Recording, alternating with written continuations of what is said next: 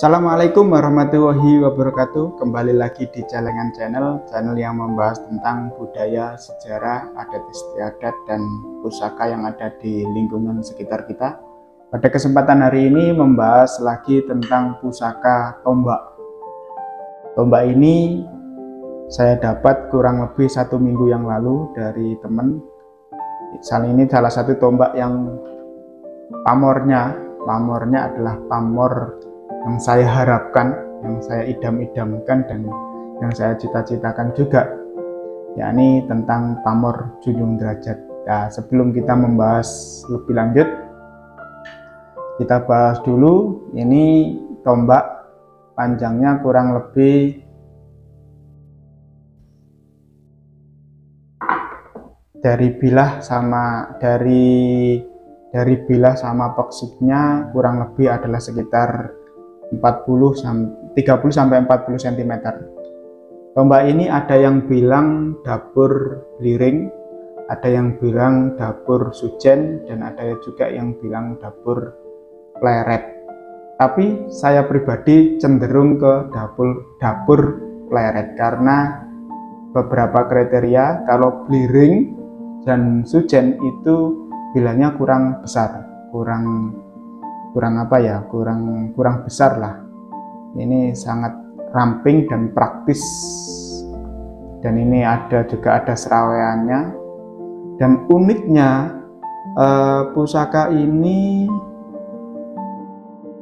kayak penempaannya, kayak lipat penempaan besinya itu seperti apa ya, kalau pusakanya itu seperti antar besi 1 dan besi 2 itu tidak melekat. Jadinya seakan-akan ada yang bilang kalau pusaka yang lobang itu namanya pusaka Pamengkang Jaga, tapi kok nggak di tengah kan gitu, hanya di pinggir-pinggir.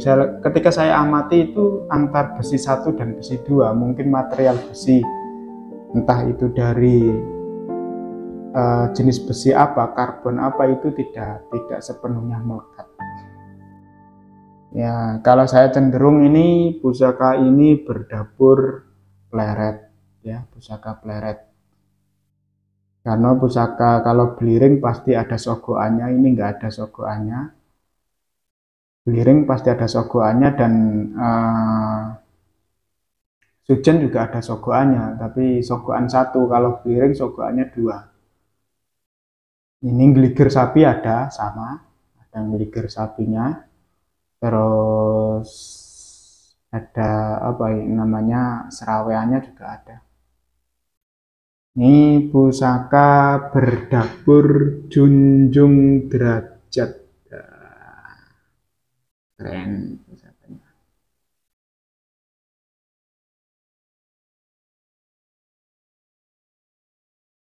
Ini kalau menurut secara makna, pusaka yang mempunyai dapuran Junjung Derajat itu filosofinya atau maknanya kan, si empu pasti memberikan doa yang dicantumkan, yang diukir dalam pusaka. Salah satunya adalah pamor Junjung Derajat. Itu pusaka adalah pusaka yang perlu kita miliki bagi seseorang yang ingin derajatnya selalu diangkat oleh Yang Maha Kuasa.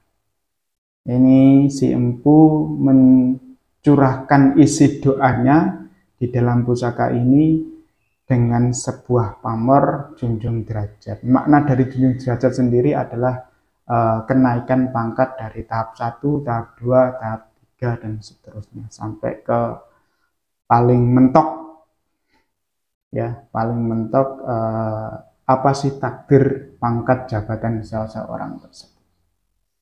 Junjung Derajat memang salah satu pusaka yang saya inginkan sekali, karena kalau pusaka Junjung Derajat itu pasti gandengannya, pasti perlengkapannya dengan batik parang. Nah, batik parang sendiri adalah salah satu batik yang mempunyai makna tentang derajat seseorang. Kalau di di lingkungan keraton, batik parang pasti ada dua, ada batik parang laut sama batik parang barong. Nah, sedangkan batik parang barong ini sering dipakai oleh orang-orang yang mempunyai tingkatan atau leluhur dari kerajaan. Nah, sedangkan batik parang laut itu biasanya dipakai oleh abdi dalam, terus orang-orang yang mengabdikan dirinya di lingkungan keraton. Tanda kutip, dua tanda kutip bahwa batik parang adalah batik yang identik dengan strata manusia yang ada di lingkungan keraton. Jadi batik parang nggak sembarangan orang yang boleh memakainya. Alhamdulillah, sesuai pesan dari orang tua, saya juga punya batik parang, namanya batik parang barong, dan mempunyai pusaka yang berpamor junjung derajat. Kemudian pasti ada lagi yang salah satunya adalah masalah tindih. Nah, tindihnya itu mestinya harus pakai emas murni 24 karat. Alhamdulillah ketiganya sudah saya lengkapi.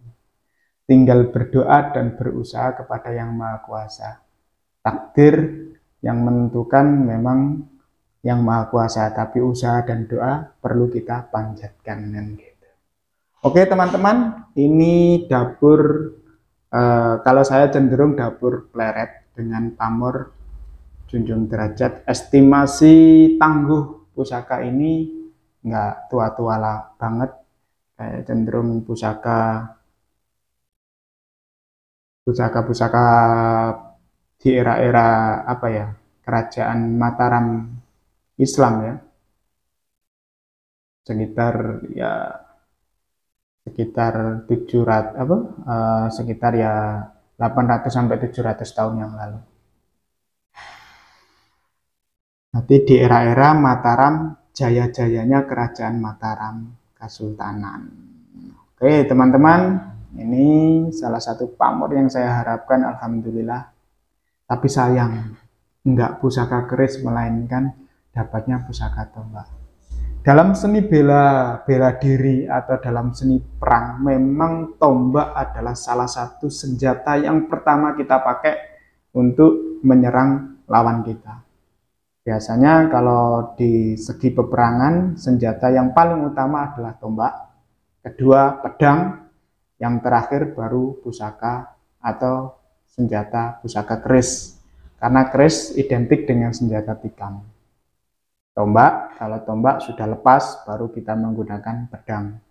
Kalau pedang lepas, terakhir menggunakan senjata yang paling terakhir, yakni pusaka keris. Tapi alhamdulillah, sekarang pusaka tombak, pedang, keris itu tidak lagi digunakan untuk peperangan, melainkan digunakan sebagai ageman, sebagai doa, sebagai harapan seseorang yang memiliki pusaka untuk mengabulkan doa-doa dan harapannya. Karena apa? Si empu pasti sudah mencantumkan doanya, harapannya yang ada di dalam salah satu bilah melalui dapur, melalui pamor, dan ada lagi biasanya melalui apa ya, istilahnya yoni, atau kalau orang awam menyebutnya adalah kodamnya.